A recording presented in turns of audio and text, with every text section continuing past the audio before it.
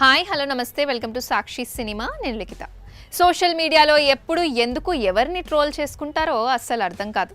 రీసెంట్గా ఇడుపు కాగితం అనే పదం వల్ల రెండు తెలుగు రాష్ట్రాల్లోని నెటిజన్లు ఒకరిపై ఒకరు ఎలా విమర్శలు చేసుకున్నారో చూస్తూనే ఉన్నాం. ఎవడో ఓ ఆకతాయి పెట్టిన కామెంట్ కారణంగా ఒకరి భాష యాసపై మరొకరు ట్రోల్స్ చేసుకుంటున్నారు. ఇందులోకి రాజకీయాలు కూడా ఎంటర్ అయ్యాయి. సరే, ఈ గోల ఎప్పుడు ఆగుతుంది అనుకుంటే కొత్తది మొదలైంది.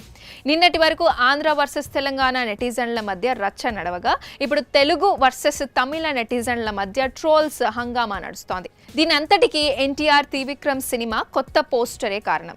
చాన్నాళ్లుగా కుమారస్వామి కథతో తీసే సినిమాల్లో తారక్ నటిస్తున్నాడనే రూమర్స్ వస్తూనే ఉన్నాయి.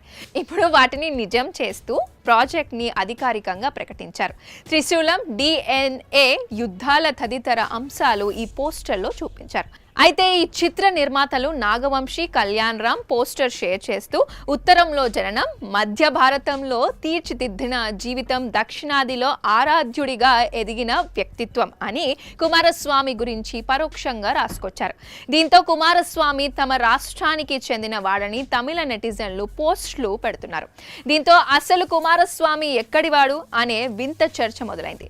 మరి ఇదెప్పుడు ఆగుతుందో ఏంటో మరి చూడాలి.